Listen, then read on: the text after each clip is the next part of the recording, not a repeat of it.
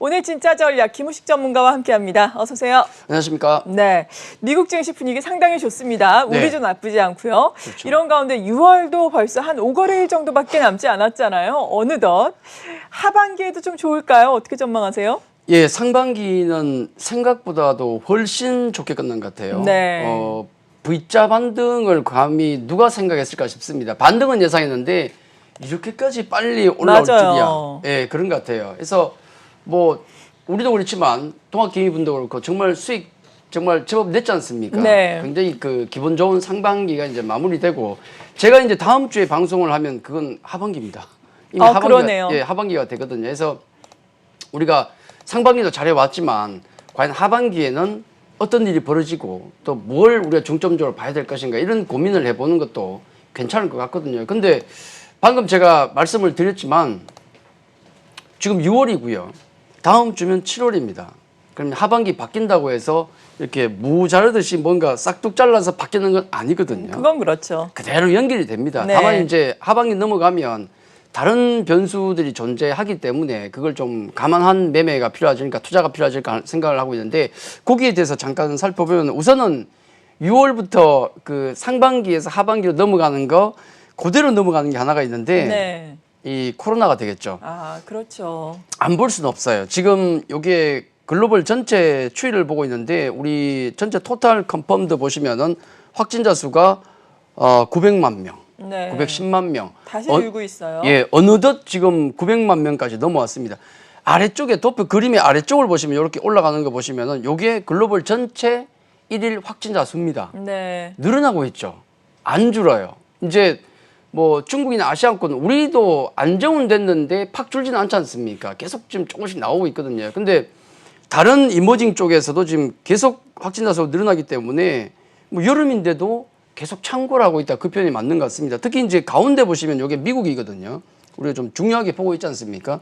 미국의 확진자 수를 보면은 이렇게 급증을 했다가 좀 줄어들다가 다시 늘고 있어요, 지금. 왜냐하면 요맘때쯤에서 경제 활동을 재개를 했지 않습니까? 그러다 보니까 또 확산이 되고 있거든요. 그래서 간밤에도 미국 시장이 올랐지만은 이 확산에 대한 우려는 계속되고 있거든요. 네. 근데 중요한 게 뭐냐면 요번에 우리나라 그 중앙임상위에서 그 최근 어떤 권고사항을 또 내놨습니다. 어떤 내용을 내놨는데 뭐 어떤 내용이냐면 치료제나 백신 나오기 전까지는 코로나 종식이라는 것은 거의 불가능에 가깝다. 힘들다는 겁니다.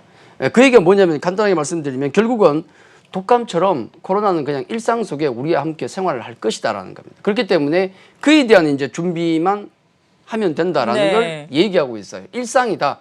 뭐 치료제가 지금 뭐 셀트리온도 어저께 얘기 나왔지만 치료제 개발 글로벌 전체적으로 얼마나 많이 하고 있습니까? 치료제가 나오게 되면 세상이 조금 더 달라지겠지만은 그때까지는 진짜 감기처럼 코로나를 달고 살지 않을까 해서 뭐 젊으신 분들은 큰 영향이 사실 없어요. 근데 연세 있으신 분들은 조금 계속 좀 조심하셔야 되겠죠. 그럼요. 예, 그런 부분들만 주의하면 되지 않을까. 결국 일상처럼 간다는 것은 이 그 주가에 대한 영향력은 이제 우리에게 좀 익숙해지지 않습니까? 우리 몸은 면역이 안 생겼지만 주식 시장은 코로나에 대한 면역이 지금 생기고 있어요.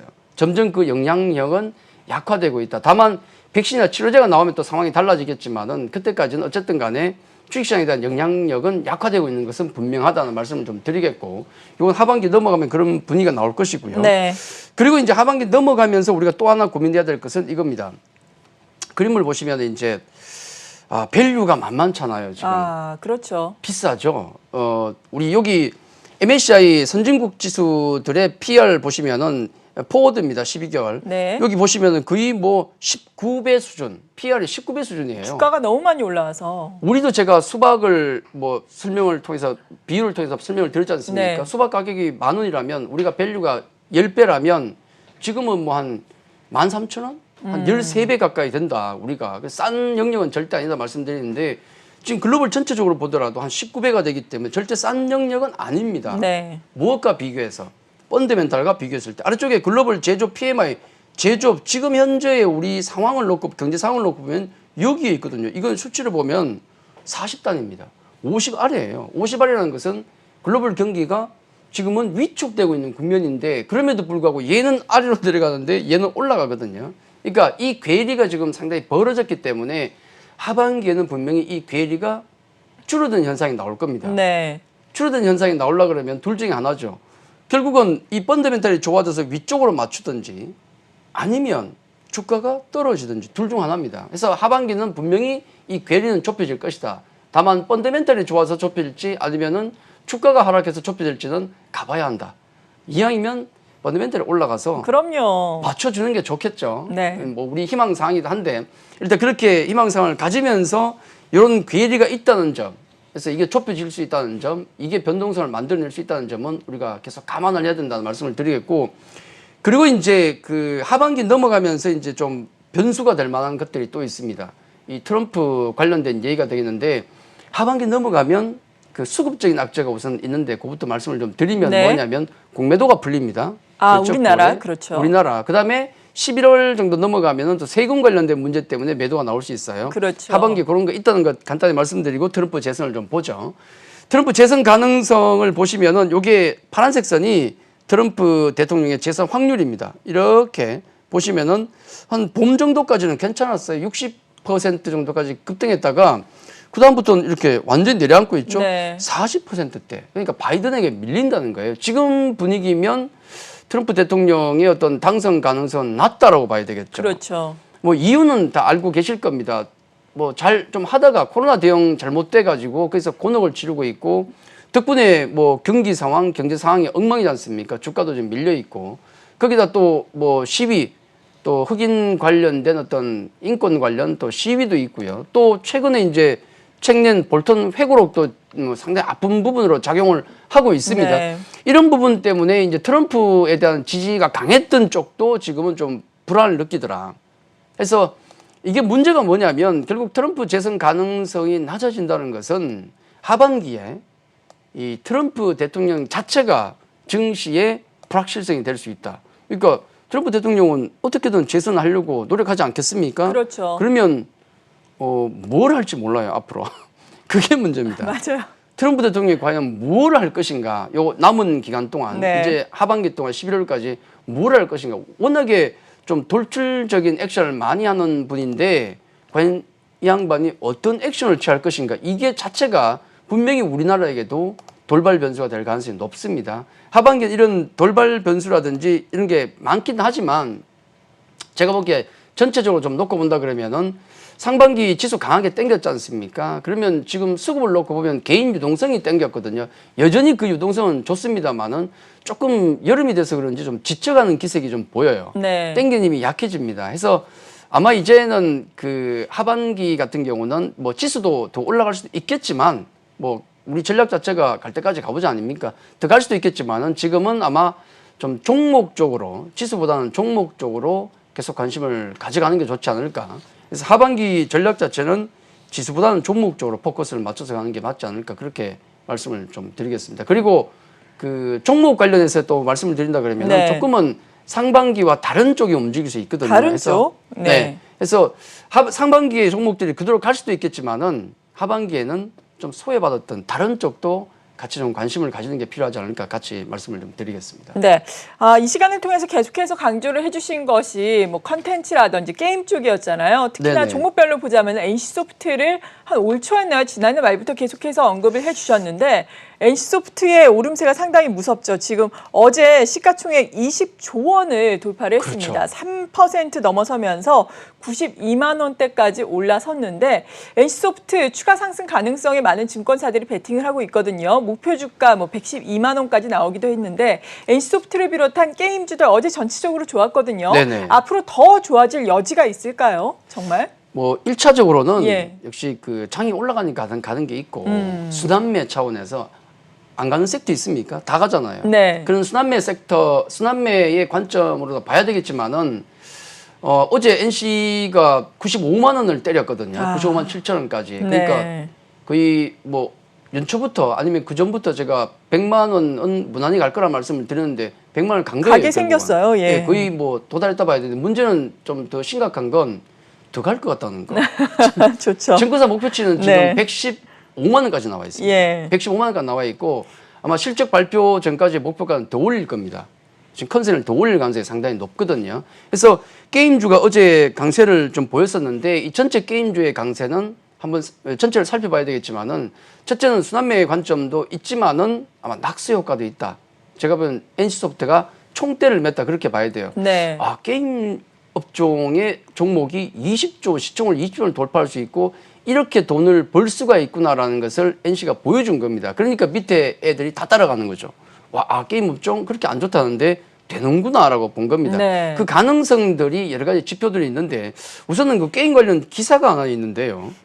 그 한국경제 쪽의 신문의 기사인데 여기 K게임이 한국 게임이죠. 뭐 K팝도 있지만은 K게임이 인도와 중동까지 휩쓸고 있다. 대단하네요. 뭐, 네, 수출과 고용 다 잡은 효자 산업이다. 그렇게 욕을 먹는데 수출 고용에 있어 지금 효자 산업이다. 네. 여기 일자리 수 증가한 거 지금 우리 정부에서 얼마나 강조합니까? 일자리. 그렇죠. 여기 고용 늘린 주요 게임 업체가 나오는데 2017년 대비해서 얼마나 늘린 뭐 넥슨, 넷마블, NC, 그다음에 뭐 크래프톤, 스마일게이트, 뭐 컴투스까지 해서 고용이 이렇게 많이 늘어납니다. 네. 정부에서 굉장히 좋아할 일이죠. 왜냐하면 그렇죠. 다 감소하고 있는데 이런 것들이 지금 고용이 늘어난다는 것은 그 섹터 자체가 얼마나 지금 화랑세라는 것을 보여주고 있는 겁니다. 직접적인 증거가 되겠고 그리고 이제 지표로 하나 놓고 보면 이런 게 있어요. 그 콘텐츠 전체 상황인데 바로 정부에서 콘텐츠 또 진흥책까지도 지금 발표를 하고 있지 않습니까? 네. 관련해서 2018년 통계이긴 한데 2019년 아직 안 나왔어요. 여기 보시면은 게임 섹터가 얼마나 지금 많은 수출 비중을 차지하고 있는지가 나옵니다. 게임 쪽을 보시면은 여기 수출액이거든요. 네. 보시면은 여기 6조 4천억이네요. 거의 대부분인데요. 예, 9조 6천억 중에서 절반 아니죠. 훨씬 넘는 금액. 예. 다른 섹터, 뭐 출판, 만화, 음악, 영화, 애니메이션 지금 다 좋거든요, 사실.